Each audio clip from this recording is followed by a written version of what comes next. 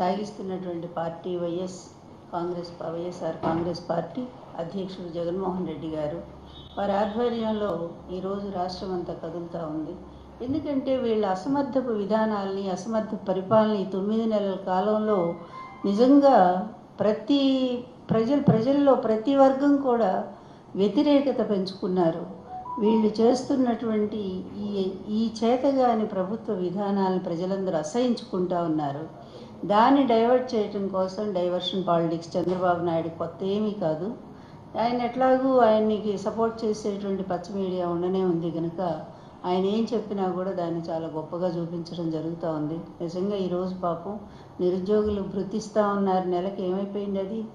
అదేవిధంగా fee reimbursement లేక ఎంతమంది కాలేజీలు మరి స్టూడెంట్స్ని పాపం క్లాసులకు రానివ్వట్లేదు. మరి రేపు పరీక్షలకు కూడా పంపిస్తారో లేదో తెలియనటువంటి పరిస్థితి. విద్యా విధానాన్ని సర్వనాశనం చేసి ఈరోజు జగన్మోహన్ రెడ్డి గారి హయాంలో మరి కాలేజీలు ఫీజు రీయింబర్స్మెంట్ విధానాన్ని ఎంత బాగా కొనసాగించారో ఏ ఒక్క విద్యార్థి కూడా వచ్చి కంప్లైంట్ చేసిన పరిస్థితి లేదు ఆ రోజు. కానీ ఈరోజు చూస్తే పాపం నిజంగా చాలామంది స్టూడెంట్స్ వెళ్ళటం లేదు కాలేజీకి. ఇదంతా ఎవరంటే విద్యాశాఖ మంత్రి ఒక అసమర్థుడిని పెట్టాడు. కొడుకైతే చాలు, ఎక్కడున్నా ఇది అంటారే, పంక్తిలో చివరున్నా సరే మనవాడైతే చాలు అన్నట్టుగా అసమర్థుడైనటువంటి తన కొడుకు లోకేష్ని తీసుకొచ్చి విద్యాశాఖకి మినిస్టర్ని చేశాడు. ఈయన వచ్చిన దగ్గర నుంచి విద్యార్థుల కష్టాలు అంతా ఇంత కాదు. పైగా నిన్న ఈ తండ్రి కొడుకులు అతి గొప్పలు చెప్పుకుంటూ ఉన్నారు. ఏంటంటే దాని మీద ప్రత్యేకంగా మాట్లాడాలనుకుంటున్నాను. తన 45 ఏళ్ల జీవితంలోట అసలు హత్యా రాజకీయాలు అంటుకోనటువంటి వ్యక్తి ఈయనంట. ఎంత శుద్ధపూసలాగా కబుర్లు చెప్తా ఉన్నాడంటే, ఎన్టీఆర్ గారు మరణానికి కారకులు ఎవరో మరి ఒక్కసారి రాష్ట్ర ప్రజలందరికీ తెలుసు. అందులో ప్రత్యక్ష సాక్షి నేనే ఉన్నాను. మరి ఆయన మరణం మొదలు పెట్టుకుంటే అంతకుముందు కూడా ఇతను ఎవ్వరూ కూడా ఎప్పుడైనా మన సినిమాల్లో కూడా విలన్లు ఉంటారు, పెద్ద విలన్లు అంటే పెద్ద వాళ్ళు ఉంటారు, రాజకీయ నాయకులు కానీ లేకపోతే పెద్ద ధనవంతులు. వాళ్ళు హత్యలు చేయించాలనుకుని డైరెక్ట్ వాళ్ళే రంగంలో దిగరు. వాళ్ళు అంటే కొంతమందిని సుఫారీ ఏదో ఇచ్చి వాళ్ళని పంపించి హత్యలు చేయిస్తూ ఉంటారు. అదిగో అలాంటి బాపతే చంద్రబాబు నాయుడు కూడా డైరెక్ట్ ఉండడు రంగంలో. ఎందుకు మీకు 1995 సెప్టెంబర్ 1వ తేదీన నేను ముఖ్యమంత్రిగా ప్రమాణ స్వీకారం చేశాడు. ఆ చేసిన తరువాత ఆయన ఉన్నటువంటి టైంలో ఆ 4 ఏళ్ల కాలంలో రాష్ట్రంలో ఎన్ని హత్యలు జరిగినాయో ఒక్కసారి లిస్టు బయటికి తీస్తే తెలుస్తుంది. ముఖ్యంగా రాయలసీమలో ఒక వర్గం వాళ్ళ మీద విపరీతమైనటువంటి హత్యా రాజకీయాలను ప్రేరేపించింది ఎవరు? ఎందుకంటే కొన్ని సాక్ష్యాలు కూడా ఉంటాయి. మరి తర్వాత వచ్చినటువంటి ప్రభుత్వం వాళ్ళని అరెస్ట్ చేసి జైల్లో పెడితే తర్వాత ఈయన మళ్ళీ రాగానే వాళ్ళందరి మీద కేసులు ఎత్తేయించి వాళ్ళందరినీ కూడా నిర్దోషులుగా విడుదల చేయించిన సంఘటనే ఈయన హత్యా రాజకీయాల్ని ఎంతగా ప్రోత్సహిస్తారంటానికి చాలా సాక్ష్యాలు ఉన్నాయి. మనము వ్యక్తుల పేర్లు చెప్పేదానికంటే కూడా చంద్రబాబు అంటేనే హత్యా రాజకీయాలు కేర్ ఆఫ్ అనేటువంటి దీని మీద సినిమాలు కూడా వచ్చాయి. అందులో వాటి గురించి ప్రత్యేకంగా చెప్పాల్సిన పని లేదు. ఇక నిన్న ఈయన కొడుకు అసెంబ్లీలో అదేవిధంగా ఇప్పుడంటే బూతులు లేవట అసెంబ్లీలో వాళ్ళు మాట్లాడుతూ ఉన్నారు. బూతులు లేవంటే అసలు ప్రతిపక్షం అక్కడ ఉంటేనేగా, ప్రతిపక్షం ఉంటే కదా మీరు ఎన్ని రకాలుగా మాట్లాడారో. నిజంగా చెప్పాలంటే ఈయన ఎన్ని ఉన్నాయో చూడండి. ఈయన మాట్లాడిన బూతులు ఈయన కొడుకు ఇద్దరు కూడా ఆ భాష నేను మాట్లాడలేను, పవన్ కళ్యాణ్. ఎందుకంటే నా భాష ఎప్పుడు కూడా ఖచ్చితంగా ఉంటుంది, అది సాంప్రదాయంగా ఉంటుంది. కానీ కొన్ని చెప్తాను. జగన్ సైకో ముఖ్యమంత్రి, ఒక ముఖ్యమంత్రి రాష్ట్రంలో పిచ్చోడు ముఖ్యమంత్రిగా ఉన్నాడు. అతి చేస్తే తోకలు కత్తిరిస్తాయి ఈయన మాటలు, అది నాయి బ్రాహ్మణులు ఉద్ధరించి. అలాగే జగన్ ఎర్రిపప్ప.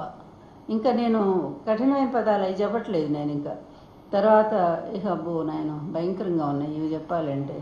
ఒక్కొక్క వైసీపీ గూండాగాడి క్రిమినల్ కానీ మీకు రోడ్ల మీద కొడతా బట్టలోడు తీసి పిచ్చి మాటల. అరే ఏంట్రా అసెంబ్లీలో పాతేస్తా, ఇంకా ఆ పదాలు కూడా వాటల్లా నేను. అలాగే వాళ్ళ ఎమ్మెల్యేలు దళితుల్ని ఏ విధంగా తిట్టారో, పోలీసులు అచ్చెన్నాయుడు ఎలా తిట్టాడో,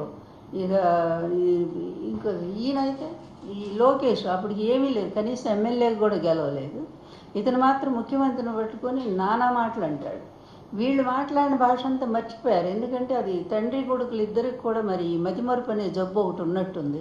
వాళ్ళు మాట్లాడిన బూతులు, వాళ్ళ ఎమ్మెల్యేలు తిట్టిన తిట్లు అదేవిధంగా వైఎస్ ఫస్ట్ అసలు ఎవరు స్టార్ట్ చేశారు?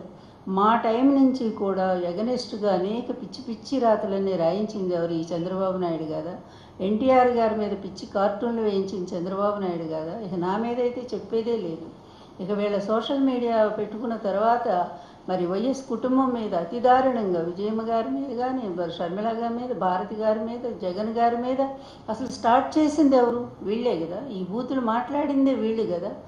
వాళ్ళకి దాన్ని ఎదుర్కొంటే వాళ్ళు చేసిన వాటిని మాట్లాడితే కొడాలి నాని ఇలాంటి వంశీ వీళ్ళందరినీ కూడా అరెస్టులు చేయించి ఇప్పుడు పెడతా ఉన్నారు, పోసాని గారిని.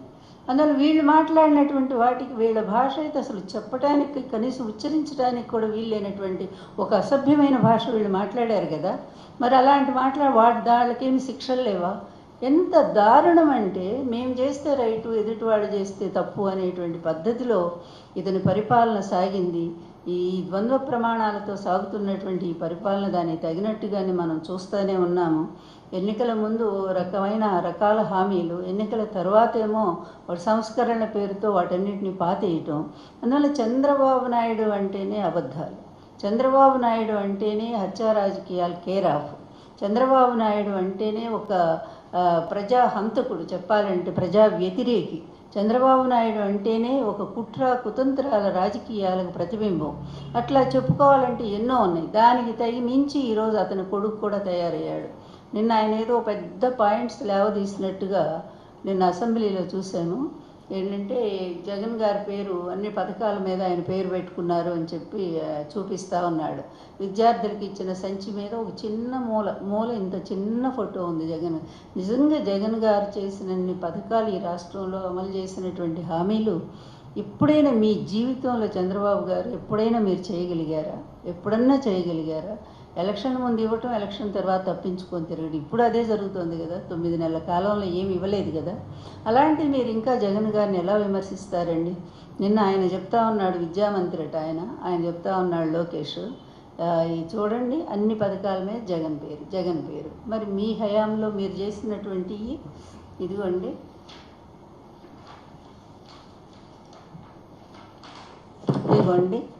జగనన్న తోఫా, చంద్రన్న తోఫా, చంద్రన్న పెళ్లి కానుక, చంద్రన్న సంక్రాంతి కానుక. ఇక సంచుల మీద చూసారా? ఈ సంచుల మీద, బియ్యం ఇచ్చే సంచుల మీద కూడా పెద్ద పెద్ద ఫోటోలు, మొత్తం చంద్రబాబు ముఖమే. ఇక పచ్చరంగు ఎలా పూసారంటే ఆగ్రా నేషనల్ హైవేస్ పక్కన ఉండేటువంటి డివైడర్స్, వాటి మీద కూడా మొత్తం పచ్చరంగే. చెట్టు కనిపిస్తే దాని చుట్టూ పచ్చరంగే, ఎక్కడ రాయి కనిపిస్తే దానికి పచ్చరంగే. ఇంతగా పిచ్చి ప్రచారం చేసుకున్నటువంటి మీరు